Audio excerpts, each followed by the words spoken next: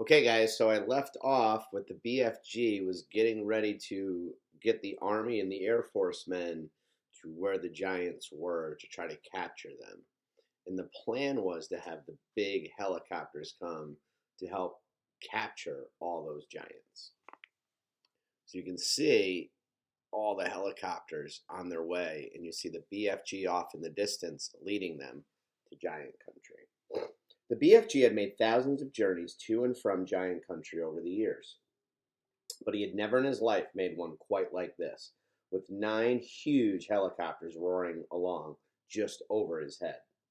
He had never before traveled in broad daylight either.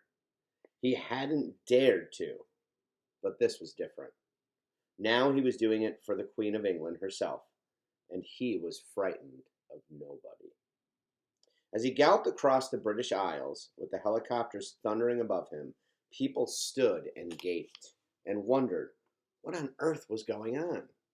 They'd never seen the likes of it before, and they never would again. Every now and then, the pilots of the helicopters would catch a glimpse of a small girl wearing glasses crouching in the giant's right ear and waving to them. They always waved back. The pilots marveled at the giant's speed and at the way he leapt across wide rivers and over huge houses. But they hadn't seen anything yet. "Be careful to hang on tight, eh?" the BFG said. "We're going as fast as Fizzlecrump." The BFG changed into his famous top gear, and all at once he began to fly forward as though there were springs in his legs and rockets in his toes. He went skimming over the earth like some magical hop, skip, and jumper with his feet hardly ever touching the ground. As usual, Sophie had to crouch low in the crevice of his ear to save herself from being swept clean away. The 9 pilots in their helicopters suddenly realized they were being left behind. The giant was streaking ahead. They opened their throttles to full speed, and even then, they were only just able to keep up. In the leading machine was the head of the Air Force, and he was sitting beside the pilot. He had a world atlas on his knees, and he kept staring first at the atlas and then at the ground below, and he was trying to figure out where they were going. Frantically, he turned the pages of the atlas. "Where the devil are we going?" he cried. "I haven't got the foggiest idea, eh?" the pilot answered. "The Queen's orders were to follow the giant, and that's exactly what I was doing." The pilot was a young Air Force officer with a very bushy mustache.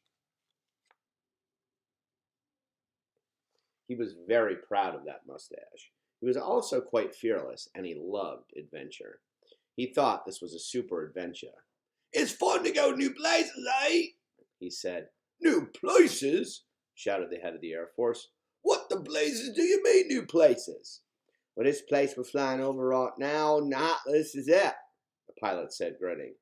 "You're darn right it isn't the Atlas," cried the head of the Air Force. "We've flown clear off the last page." "I expect the old giant knows where he's going," the pilot said. "He's leading us to disaster," cried the head of the Air Force. He was shaking with fear. In the seat behind him sat the head of the Army, who was even more terrified. "You don't mean to tell me we've gone right off the Atlas?" he cried as he leaned forward to look. And we'll stop there for today.